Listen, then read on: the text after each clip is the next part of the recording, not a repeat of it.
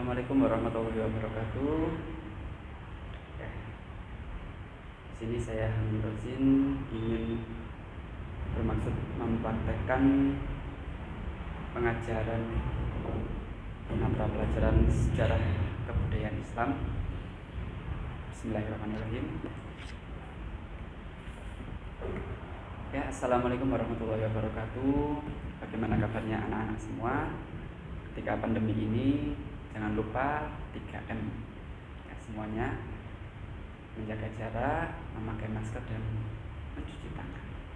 Kita alhamdulillah dapat berjumpa kembali pada pagi hari ini. Bapak ingin mengabsen dulu sebelum kita belajar mengenai sejarah kebudayaan Islam yang kali ini temanya yaitu adalah Islam Nusantara. Yang pertama Hairul Anwar ada ya, Hafid Barul Ulum ada, Syukur Rahman ada. Alhamdulillah hadir semua pada kesempatan pagi hari ini. Sebelum kita mulai, dibuka dulu buku ajak siswanya. Buka di situ pada halaman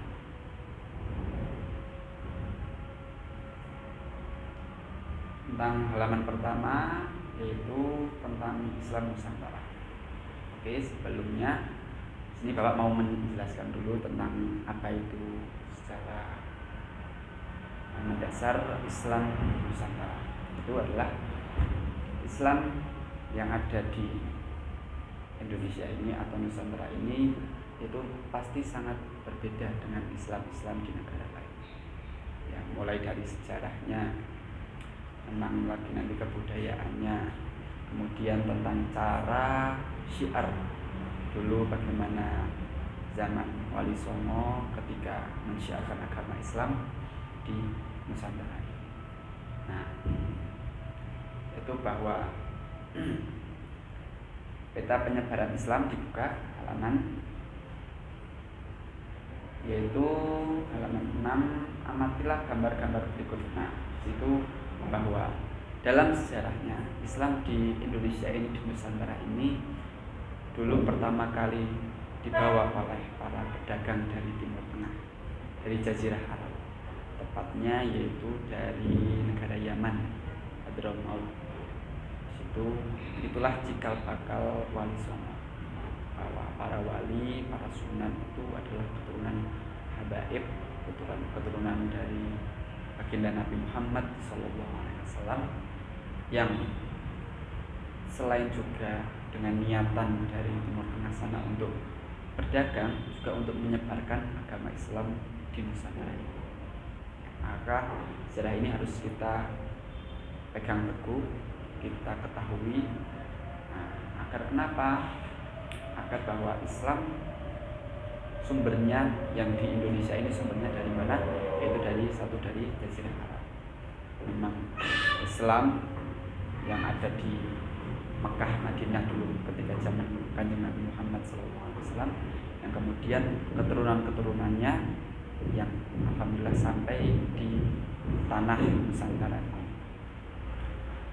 Dimulai dari saudagar ketika datang ke tanah Sumatera, kemudian tanah Jawa, dimulai dari sebelah barat, awalnya dari Sumatera di peta, kemudian berangsur-angsur ada yang ke Jawa, ada yang ke Sulawesi, Kalimantan. Setelah itu kemudian masuknya Islam ke Nusantara yaitu sejak abad ke-7, abad ke-7 sampai ke abad 16 Masehi. Pedagang Muslim dari Arab, Persia dan India ketika itu datang ke Indonesia, ikut ambil bagian dalam perdagangan. Pedagang Muslim yang berdagang ke Indonesia makin lama semakin banyak, jadi berangsur-angsur mulai dari satu pedagang sampai banyak sekali, kemudian membentuk permukiman yang disebut dengan pekojan. Pekojan inilah mereka berinteraksi, berasimilasi dengan warga lokal sembari ketika di sela-sela perdagangan mereka menyebarkan agama Islam. selain juga berdagang, kemudian karena bermukim lama maka adanya perkawinan atau pernikahan dengan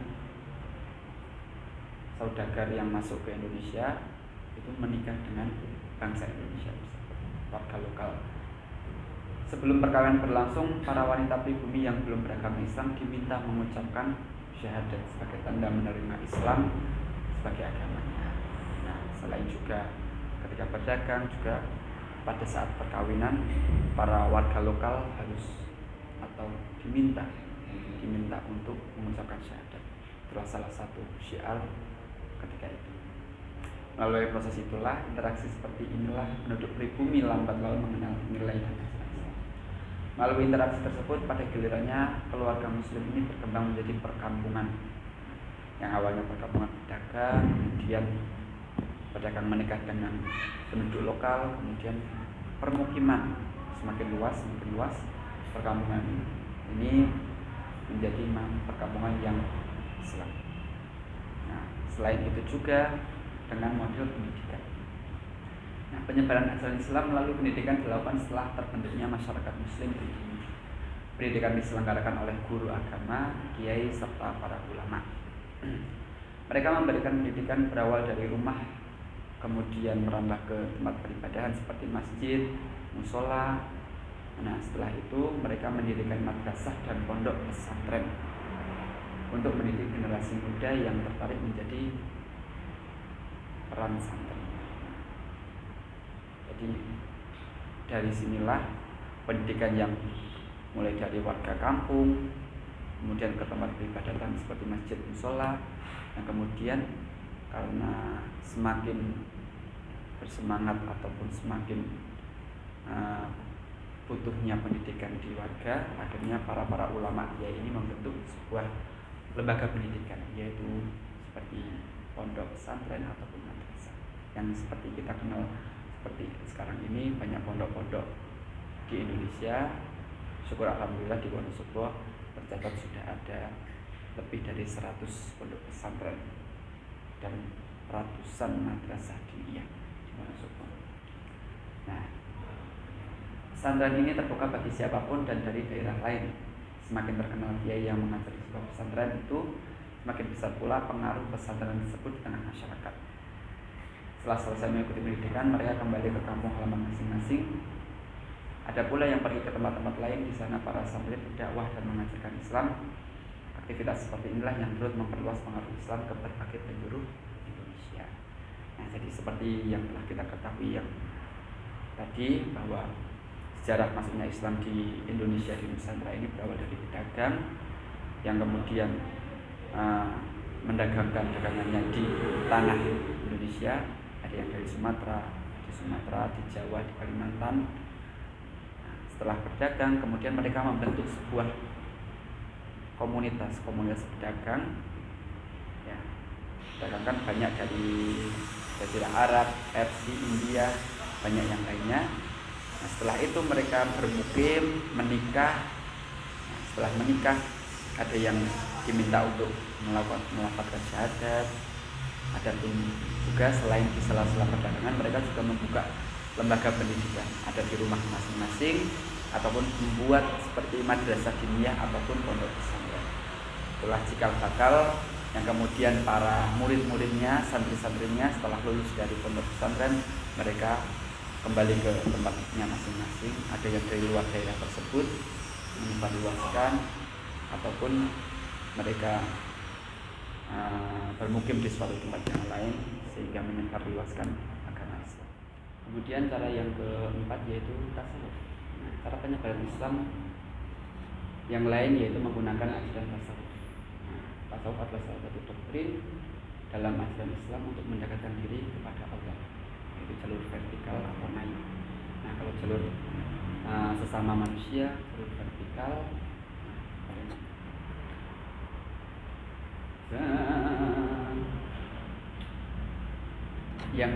Kemudian yang D yaitu cara penyebaran Islam di Nusantara ini melalui jalur tasawuf juga. Yaitu tasawuf adalah salah satu doktrin atau ajaran Islam untuk mendekatkan diri kepada Allah Subhanahu wa taala. Atau di sini yaitu hubungan vertikal, naik. Kalau secara horizontal pada sesama manusia, jalur vertikal juga. Ajaran ini memudahkan orang yang telah mempunyai dasar ketuhanan lain untuk mengerti dan menerima ajaran Islam. Nah, ajaran tasawuf ini banyak dijumpai dalam cerita kerabat dan hikayat masyarakat setempat. Beberapa tokoh penyebar tasawuf yang terkenal adalah Syekh Hamzah Ansuri, Syekh Syamsuddin, dan Syekh Abdus Somad, dan Syekh Nuruddin Ar-Rami. Beberapa tokoh ulama yang menyebarkan Islam di Nusantara melalui jalur tasawuf atau jalur ketuhanan mendekatkan diri. Nah, kemudian yang kelima yaitu melalui jalur kesenian. Penyebaran agama Islam di Indonesia terlihat pula dalam kesenian Islam, seperti peninggalan seni bangunan, seni pahat, seni musik, dan seni sastra.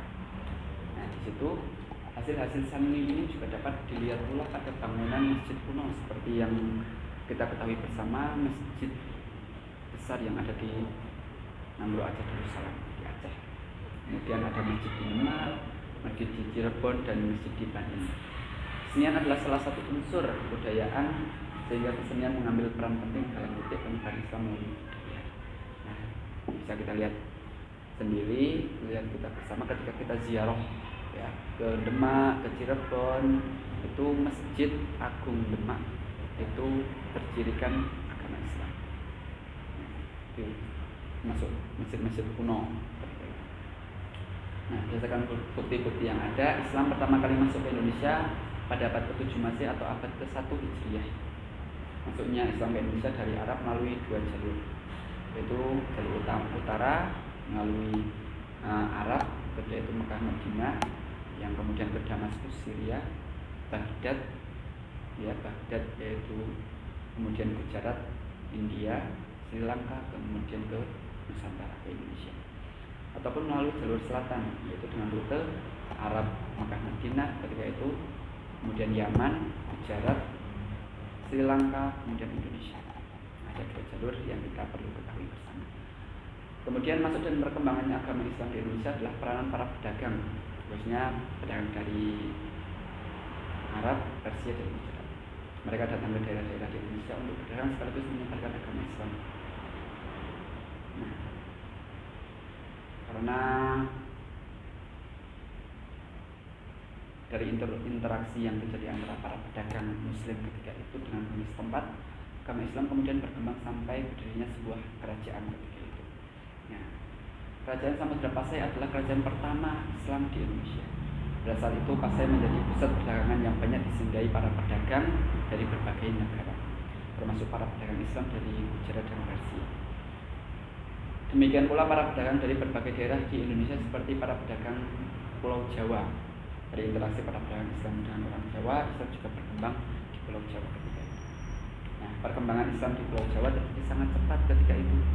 Seiring dengan semakin lemahnya kerajaan Majapahit, komunitas Muslim di Jawa kemudian mendirikan kerajaan Islam pertama di Pulau Jawa, yakni Kerajaan Demak.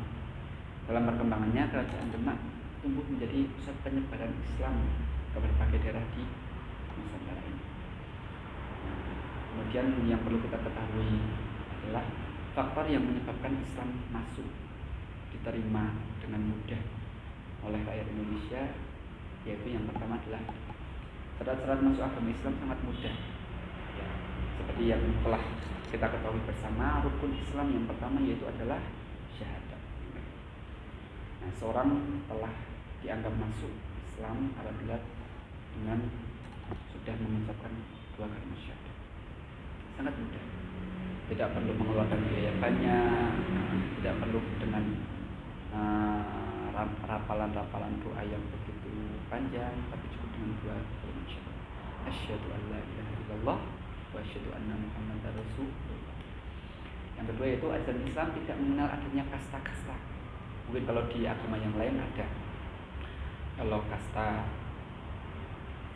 bawah, kasta tengah, kasta atas. Kalau di Islam tidak. Islam menganggap bahwa semua manusia mempunyai derajat kedudukan yang sama di sisi Allah. Kemuliaan seorang tidak ditentukan oleh kaya, miskin, pangkat, jabatan, tetapi oleh nilai ketakwaan kepada Allah Subhanahu wa taala. Upacara-upacara keagamaan dalam ajaran Islam juga sangat sederhana, dan tidak mengeluarkan banyak biaya. Ya. Seperti rukun-rukun Islam yang ada 5, itu juga yang pertama cuma syahadat, yang kedua sholat, yang ketiga zakat, yang kelima puasa, yang keenam, yang kelima yaitu haji jika.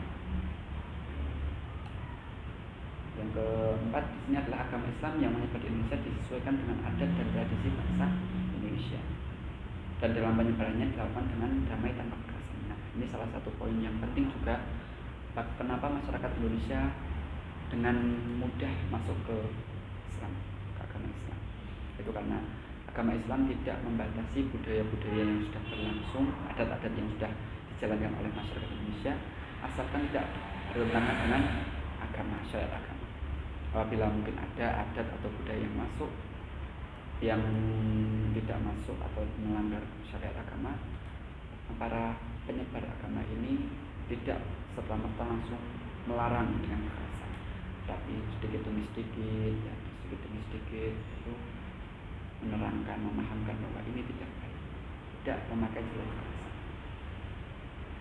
Kemudian yang kelima, sifat bangsa Indonesia yang ramah, memberi peluang untuk bergaul lebih erat dengan bangsa lain, dengan pedagang lain. Itu di dalam pergaulan yang erat itu kemudian terjadi saling mempengaruhi dan saling pengertian.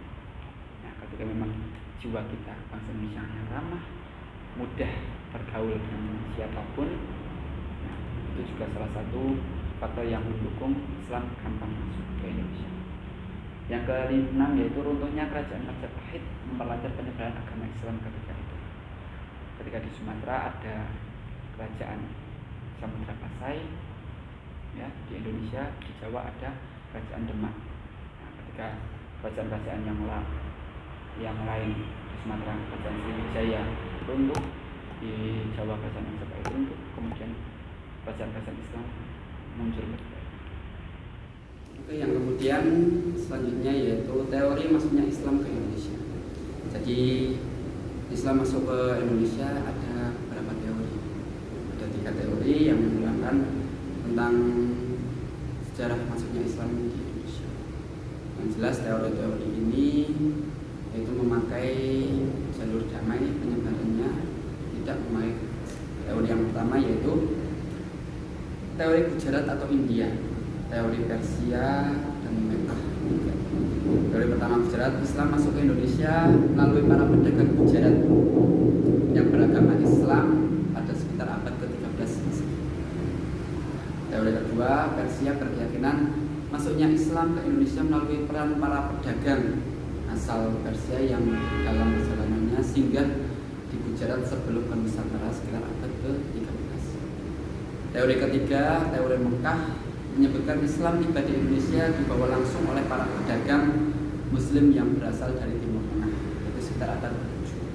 Jadi 2 teori menyatakan pada abad ke-13, teori Gujarat dan teori Persia. Ya, teori satu lagi mengatakan pada abad ke-7. Nah, tentang kapan persisnya Islam masuk ke Indonesia, sebagian besar orientalis atau peneliti Barat berpendapat bahwa Islam masuk ke Indonesia pada abad ke-7 dan ke-13. Pendapat itu didasarkan pada 2 asumsi. Ada 2 asumsi. Yang pertama yaitu bersamaan dengan jatuhnya Baghdad, ya, jatuhnya Baghdad ke tangan Mongol pada abad ke-7, tepatnya pada tahun 656 Masehi. Nah, ketika itu, ketika Baghdad jatuh, sebagian besar ulama Baghdad melarikan diri hingga ke Kepulauan Nusantara. Kedua, asumsi yang kedua yaitu ditemukannya beberapa karya sufi pada abad ke-13 Masehi. Nah, jadi karya-karya sufi ditemukan pada abad ke-13 Masehi. Ada juga pendapat yang mengatakan justru Islam pertama kali masuk ke Indonesia pada abad pertama Hijriah, yakni pada masa pedagang-pedagang sufi Muslim Arab memasuki Cina lewat jalur bagian barat. Kesimpulan itu didasarkan pada manuskrip Cina pada periode dinasti Tang. Manuskrip Cina itu mengisyaratkan adanya permukiman sufi Arab di Cina yang dulunya diizinkan oleh kaisar untuk sepenuhnya menikmati kebebasan beragama. Cina yang dimasukkan dalam manuskrip pada abad pertama Hijriah itu tiada lain adalah gugusan pulau-pulau di timur jauh, Ya, ini termasuk kepulauan Nusantara. Nah, pada manuskrip Cina itu pula terdapat informasi mengenai jalur penyebaran Islam di Indonesia. Disebutkan masuknya Islam bukanlah dari 3 jalur emas, yakni Arab, India, dan Persia, sebagaimana tertulis dalam buku sejarah selama ini, melainkan langsung dari Arab yang dibawa oleh para pedagang. Jadi ada 2 versi. Kemudian materi selanjutnya yaitu tentang perkembangan Islam di Indonesia. Setelah tadi tahu sejarah, teori, sekarang bagaimana sih perkembangannya di Indonesia? Nah, perkembangan Islam di beberapa wilayah di Indonesia dimulai pada abad ke-12 sampai ke abad ke-16. Jelas sebagai berikut. Nah, jadi ketika abad 12, 13, 14, 15, 16, perkembangannya yaitu yang pertama di Pulau Sumatera. Nah, pada abad ke-7 Masehi, daerah Sumatera bagian utara adalah pusat perdagangan rempah-rempah yang sangat ramai ketika itu. Pedagang-pedagang dari Arab banyak berlabuh di daerah Sumatera Utara.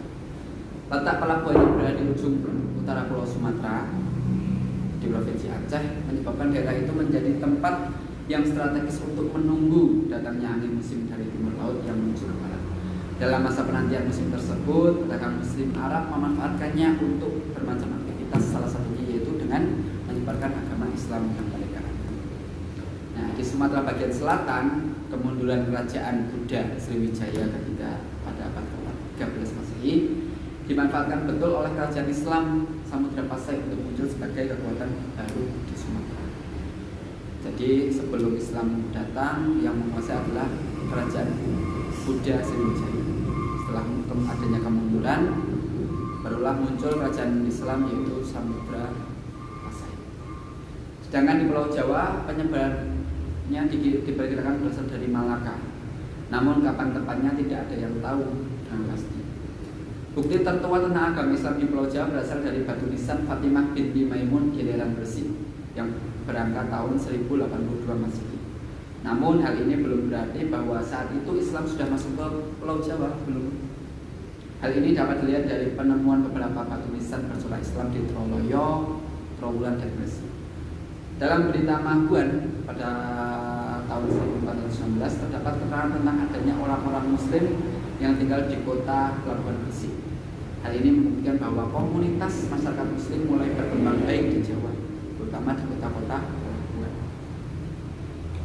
Nah, pada waktu kerajaan Majapahit mengalami masa kemunduran di Jawa, kan kita ketahui bersama bahwa ada kerajaan Majapahit.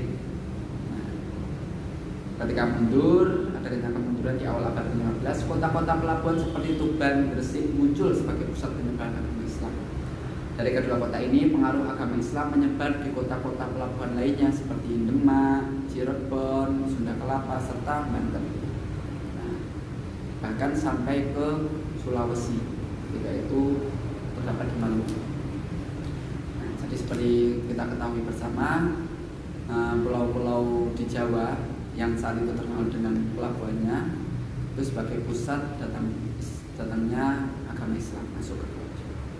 Sementara di Pulau Sulawesi, penyebaran agama Islam di pulau tersebut terutama bagian selatan diperkirakan terjadi pada abad ke-16 Masehi. Di daerah tersebut proses Islamisasi terjadi melalui konversi pusat kekuasaan berupa istana atau keraton. Konversi agama dijalankan dengan pusat kekuasaan yang telah ada. Jadi kalau di Sumatera tadi setelah kerajaan Buddha Sriwijaya adanya Samudra Pasai, masuklah Islam ke situ. Kalau di Jawa setelah kemunduran kerajaan Majapahit, kemudian kerajaan baru seperti Demak, kemudian juga di Gresik ada Sunan Gresik, kemudian di Demak ada Sunan Demak, Tuban ada Sunan Tuban, Bonang, kemudian di Cirebon ada Sunan Gunung Jati, kemudian di Jakarta juga banyak wali di sana. Itu sebagai pusat awal masuknya Islam di Pulau Jawa. Mungkin seperti itu apa yang Pak bisa Bapak sampaikan. Adik-adik ada pertanyaan? Ya, boleh bertanya. Nanti juga Bapak akan menyampaikan tugas-tugas untuk dikerjakan setelah ini ya, sesuai dengan tema tersebut. Oke, cukup sekian materi mata pelajaran sejarah kebudayaan Islam untuk pertama. Besok kita sambung tentang kerajaan-kerajaan Islam di Indonesia ada bagaimana dan siapa-siapa kerajaannya dan tokoh-tokohnya juga. Sebelum Bapak tutup, mari kita berdoa bersama.